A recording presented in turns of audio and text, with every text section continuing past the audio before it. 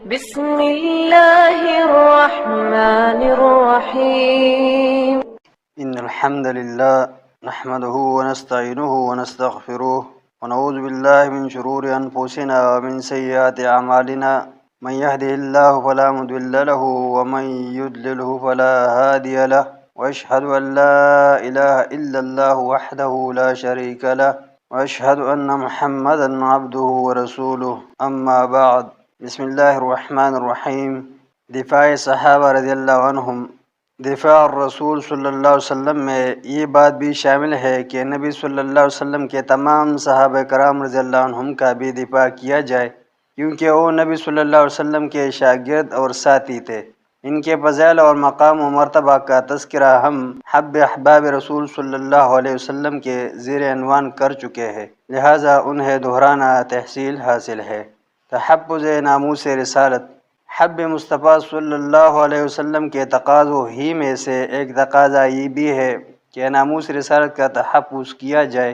آپ صلی اللہ علیہ وسلم کی عزت و آبرو کی طرف اٹھنے والی ہر آنکھ پھوڑ دی جائے، ہر انگلی توڑ دی جائے، بد زبانی و گالی گلوچ کرنے والی ہر زبان گدی سے کھینچ لی جائے اور ہر سر تن سے جدا کر دیا جائے. عزت و ناموس رسالت کے لیے کسی قسم کی قربانی سے دریغ نہ کیا جائے، چاہے اس کے لیے جان کی بازی ہی کیوں نہ لگانی پڑے یا اپنے اہل و عیال اور دولت و مال ہی سے ہاتھ کیوں نہ دھونے پڑے. تحفظ ناموس رسالت کے لیے ہمارے سلف صالحین امت نے بڑی روشن مثالیں قائم فرمائی ہے. مثلا نمبر 1، سنن ابی داود اور بحیقی میں حضرت علی رضی اللہ عنہ کا بیان ہے. ایک یہودی عورت نبی صلی اللہ علیہ وسلم کو برا بلا کہا کرتی تھی اور آپ صلی اللہ علیہ وسلم کی عزت و ناموس کے در پہ رہتی تھی. ایک آدمی نے اس کا گلا گھونٹا حتیٰ کہ وہ مر گئی. نبی اکرم صلی اللہ علیہ وسلم نے اس عورت کے خون کو باطل و رائے گاہ قرار دے دیا. نمبر 2، اس کی تائید ایک دوسری حدیث سے بھی ہوتی ہے جو کہ ابو داود اور سنن نسائی میں ہے. اس میں حضرت ابن عباس رضی اللہ عنہ فرماتے ہیں کہ ایک نابینا صحابی کے پاس ایک کنیز تھی جو کہ اس کے بچوں کی ماں ام ولد ہو گئی تھی. وہ نبی صلی اللہ علیہ وسلم کو گالیاں دیتی اور آپ صلی اللہ علیہ وسلم کی ناموس کے در پہ رہتی. وہ اسے روکتے اور زجر و توبیخ کرتے مگر وہ باز نہ آتی تھی. ایک رات اس نے نبی صلی اللہ علیہ وسلم کو گالیاں دینا شروع کیا اور توہین آمیز الفاظ استعمال کیے تو اس صحابی نے چھوٹے سائز کی تلوار نکالی اور اس کے پیٹ میں گھونپ دی اور خود اس کے اوپر ٹیک لگا لی اور اسے قتل کر دیا. صبح معاملہ نبی اکرم صلی اللہ علیہ وسلم کی خدمت میں پیش ہوا اور وہ صحابی کہنے لگے، اے اللہ کے رسول صلی اللہ علیہ وسلم، وہ آپ صلی اللہ علیہ وسلم کو گالیاں دیتی اور ہتک آمیز الفاظ بولتی تھی. میں نے اسے بہت روکا ٹوکا مگر وہ باز نہیں آ رہی تھی اور اس سے میرے 2 بچے بھی ہیں جو کہ خوبصورت موتیوں جیسے ہیں. وہ خود بھی میرے لیے بڑی معاون و نرم خو تھی مگر آپ صلی اللہ علیہ وسلم کی توہین کرتی تھی، لہٰذا میں نے اسے قتل کر دیا.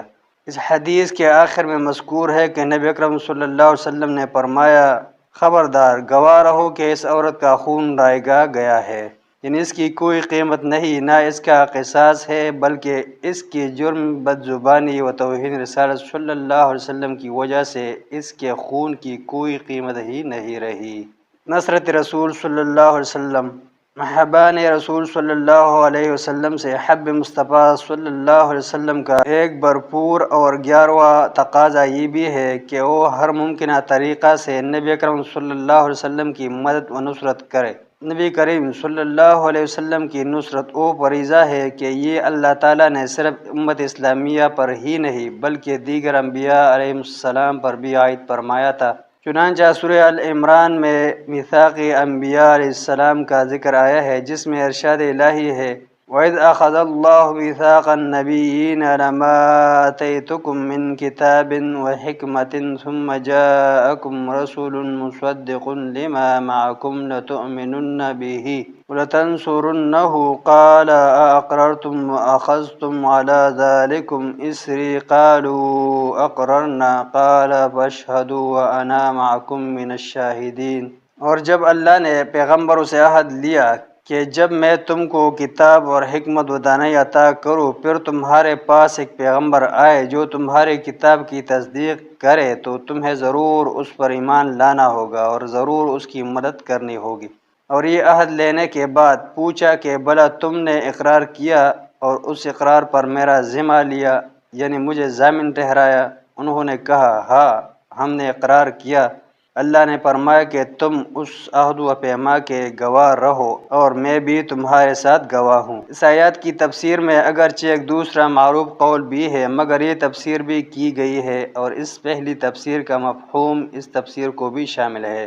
سورہ التوبہ میں تو صحابہ کرام رضی اللہ عنہم سے مخاطب ہو کر یہاں تک فرما دیا ہے کہ اگر تم میرے رسول کی مدد نہیں کرو گے تو اللہ تعالیٰ تمہاری مدد کا محتاج نہیں، بلکہ وہ خود مدد کر سکتا ہے، اور اس سے پہلے بھی اس نے مدد کی ہے۔ چنانچہ ارشاد الہی ہے إِلَّا تَنْصُرُوهُ فَقَدْ نَصَرَهُ اللَّهُ إِذْ أَخْرَجَهُ الَّذِينَ كَفَرُوا ثَانِيَ اثْنَيْنِ إِذْ هُمَا فِي الْغَارِ إِذْ يَقُولُ لِصَاحِبِهِ لَا تَحْزَنْ إِنَّ اللَّهَ مَعَنَا فَأَنزَلَ اللَّهُ سَكِينَتَهُ عَلَيْهِ وَأَيَّدَهُ بِجُنُودٍ لَّمْ تَرَوْهَا وَجَعَلَ كَلِمَةَ الَّذِينَ كَفَرُوا السُّفْلَىٰ وَكَلِمَةُ اللَّهِ هِيَ الْعُلْيَا وَاللَّهُ عَزِيزٌ حَكِيمٌ۔ اگر تم پیغمبر کی مدد نہ کرو گے تو اللہ ان کا مددگار ہے۔ وہ وقت تمہیں یاد ہوگا جب ان کو کافروں نے گھروں سے نکال دیا، اس وقت دو ہی شخص تھے جن میں دوسرے خود رسول اللہ تھے، جب وہ دونوں غار ثور میں تھے۔ اس وقت پیغمبر اپنے رفیق کو تسلی دیتے تھے کہ غم نہ کرو، اللہ ہمارے ساتھ ہے، تو اللہ نے ان پر تسکین نازل فرمائی اور ان کو ایسے لشکروں سے مدد دی جو تمہیں نظر نہیں آتے تھے، اور کافروں کی بات کو پست کر دیا، اور کلمہ تو اللہ ہی کا بلند ہے اور اللہ زبردست اور حکمت والا ہے۔ یہ نصرت الہی تمام انبیاء و رسل علیہم السلام کو حاصل تھی اور تمام اہل ایمان کو قیامت تک حاصل رہے گی، جیسا کہ سورہ المؤمن میں ارشاد الہی ہے إِنَّا لَنَنصُرُ رُسُلَنَا وَالَّذِينَ آمَنُوا فِي الْحَيَاةِ الدُّنْيَا وَيَوْمَ يَقُومُ الْأَشْهَادُ۔ ہم اپنے پیغمبروں کی اور جو لوگ ایمان لائے ہیں ان کی دنیا کی زندگی میں بھی مدد کرتے ہیں، اور تب بھی مدد کریں گے جس دن گواہ کھڑے ہوں گے، یعنی قیامت کو بھی۔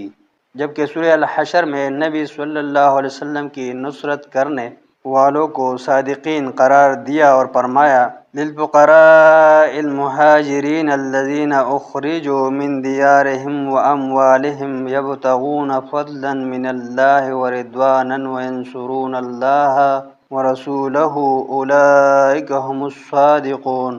مال فی ان مفلسان تارک الوطن کے لیے بھی ہے جو اپنے گھروں اور مالوں سے خارج اور جدا کر دیے گئے ہیں، اور اللہ کے فضل اور اس کی خوشنودی کے طلبگار، اور اللہ اور اس کے پیغمبر کے مددگار ہے، یہی لوگ صادقین سچے ایماندار ہیں۔ سورہ الاعراف میں فوز و فلاح کے مستحق ہی ان لوگوں کو قرار دیا جو نبی صلی اللہ علیہ وسلم کی حمایت و نصرت کرتے ہیں۔ الذين يتبعون الرسول النبي الأمي الذي يجدونه مكتوبا عندهم في التوراة والإنجيل يأمرهم بالمعروف وينهاهم عن المنكر ويحل لهم الطيبات ويحرم عليهم الخبائث ويدفع عنهم إصرهم والأغلال التي كانت عليهم فالذين آمنوا به وعزروه ونصروه واتبعوا النور الذي انزل معه اولئک هم المفلحون۔ وہ جو رسول کی جو نبی امی ہے پیروی کرتے ہیں، جن کے اوصاف کو وہ اپنے ہاں تورات اور انجیل میں لکھا ہوا پاتے ہیں، وہ انہیں نیک کام کا حکم دیتے ہیں اور برے کام سے روکتے ہیں، اور پاک چیزوں کو ان کے لیے حلال کرتے ہیں اور ناپاک چیزوں کو ان پر حرام ٹھہراتے ہیں، اور ان پر سے بوجھ اور طوق جو ان کے سر پر اور گلے میں تھے اتارتے ہیں۔ تو جو لوگ ان پر ایمان لائے اور ان کی رفاقت کی اور انہیں مدد دی، اور جو نور ان کے ساتھ نازل ہوا ہے اس کی پیروی کی، وہی مراد پانے والے ہیں۔ نصرت رسول صلی اللہ علیہ وسلم کی کئی شکلیں ہیں۔ نمبر 1 حصول علم و عمل سے، نمبر 2 دعوت و تبلیغ دین سے، نمبر 3 اسلام کو تمام ادیان پر غالب کرنے کی جد و جہد سے، نمبر 4 نبی صلی اللہ علیہ وسلم کی سیرت و فضائل بیان کرنے سے۔ نمبر 5 نبی صلی اللہ علیہ وسلم کے خلاف کیے جانے والے گمراہ کن پروپیگنڈے کے دفاع سے۔